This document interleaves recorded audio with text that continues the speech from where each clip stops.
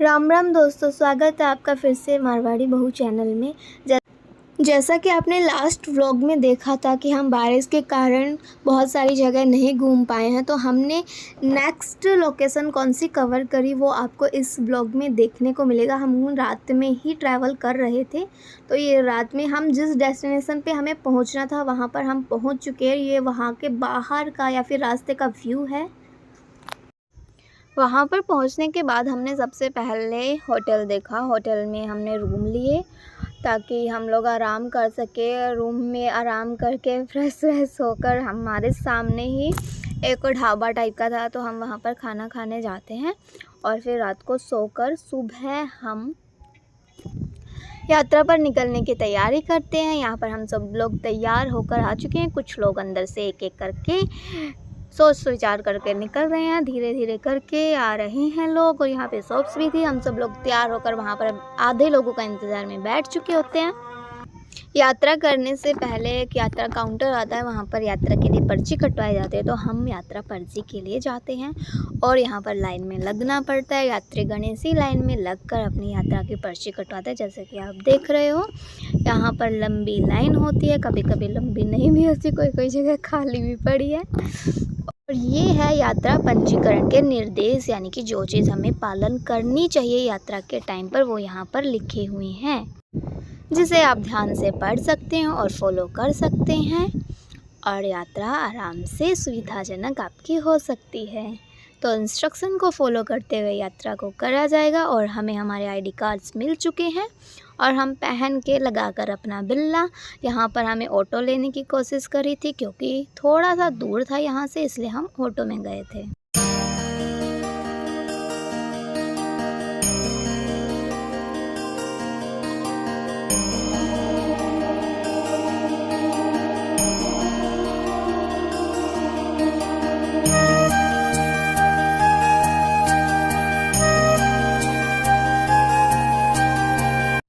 जैसे ही हम ऑटो से पहुंचते हैं तो यहाँ पर हमें भैया मिलते हैं जो माता की पट्टी दे रहे होते हैं, फ्री में नहीं पैसे में। तो हम यहाँ से माता की पट्टी लेते हैं और पट्टी लगाकर हम सभी जय माता दी बोलकर आगे यात्रा की ओर चलते हैं। एक एक करके सभी का नंबर आया जा रहा है और सभी को पट्टी बांधी जा रही है। और चलो चलो चलो, अब माता जी की छोटी बेटी रुक रह गई है, तो इसे भी पट्टी बांध देते हैं, नहीं तो ये आके जाके बोलेगी सब ने बांध ली थी, मुझे क्यों नहीं बांधा, बिरज पड़ेगी रास्ते में, इसलिए हम इसे भी पट्टी लगा देते हैं। तो चलो बेटा, बोलो जय माता दी। और ये है वो सुगम रास्ता जहाँ से यात्रा की शुरुआत होती है। यहाँ पर चेकिंग होती है सभी यात्रीगण की, ताकि कोई खुराफात चीज़ें ना लेकर आ जाए, ताकि ये यहाँ से यात्रा की हम शुरुआत कर चुके होते हैं। मेरे पापा मम्मी के पैर में दर्द होता है, तो वो ज़्यादा दूर तक चल नहीं पाएंगे, इसलिए हम सोचते हैं यहाँ पर कि पापा और मम्मी के लिए कोई व्यवस्था हो जाए, कोई साधन मिल जाए जिससे हम उन्हें आराम से ऊपर पहुंचा सकें, ताकि ये दुखी ना हो और इन्हें के पैरों में कोई दर्द ना रहे। इसलिए हम यहाँ पर वेट करते हैं।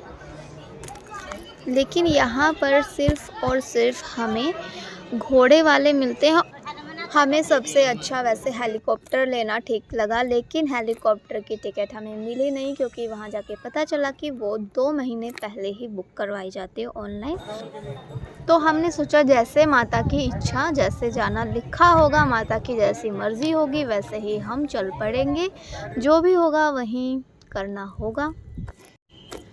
कुछ दूरी पर जाकर हमें काफ़ी सारे घोड़े दिखते हैं, तो हमने पापा और मम्मी के लिए घोड़े लेने की सोची।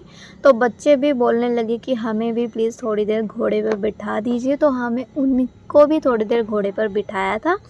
वैसे ये घोड़ा सिर्फ पापा और मम्मी के लिए ही थे, लेकिन बच्चों ने ज़िद कर ली तो उन्हें भी घोड़े पर बिठाना पड़ा। हमें घोड़े ही लेने पड़े, क्योंकि जो भैया थे घोड़े वाले, उन्होंने बोला कि अगर कोई भी घोड़े नहीं लेंगे तो हमारे घर में, मेरे खुद के घर में 5-5 बच्चे हैं और हमारी यही रोजी रोटी है, तो हमारा कैसे घर चलेगा। तो हमने ये सोचकर घोड़े ले लिए और घोड़ों को ज़्यादा परेशान नहीं किया हम लोगों ने। उनको बीच बीच में रेस्ट करवाया ताकि वो भी पानी पी सके। जगह पर पानी आया वहाँ पर पानी पिलाया, खाना आया वहाँ पर खाना भी खाते हुए गए। तो ऐसी कोई बात नहीं थी। और हम फिर बाकी लोग जो पैदल यात्री थे, जो वृद्ध थे, जो नहीं चल सकते थे, सिर्फ उनके लिए हमने घोड़े किए थे। जो पैदल चलने में सक्षम थे वो पैदल ही चल रहे थे।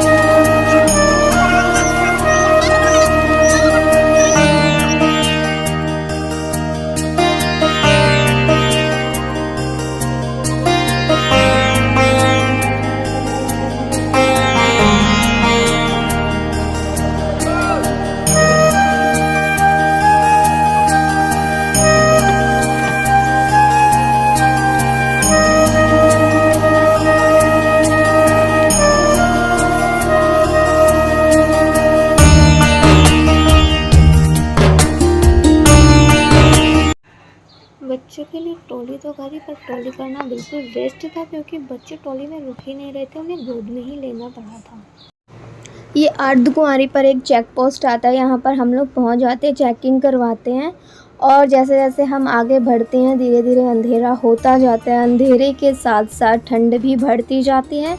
तो हमने हमारी शॉल वगैरह पहले से ही रख रखी थी, जिसके पास जो था। तो जैसे जैसे जिसको ठंड लग रही थी वो उन चीज़ों का इस्तेमाल कर रहा था।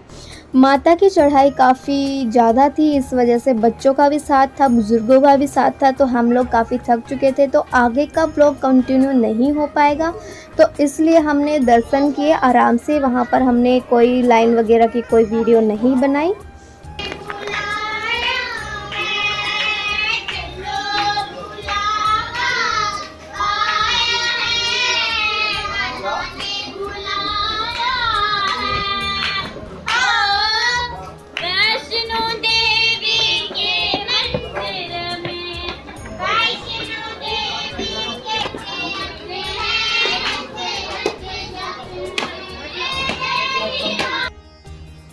माता के दर्शन करते ही हम स्टेशन पर गए, लेकिन अफसोस कि हमारी ट्रेन निकल चुकी थी। हमने फिर पैसेंजर ट्रेन की टिकट ली और उसी रात हम वापस राजस्थान पहुँचे। नहीं, दूसरी रात हम राजस्थान पहुँचे। वहाँ से गाड़ी करके हमें रास्ते में ढाबा दिखा, वहाँ पर खाना खाया। तो इसी के साथ ब्लॉग का एंड होता है। बोलो जय माता दी।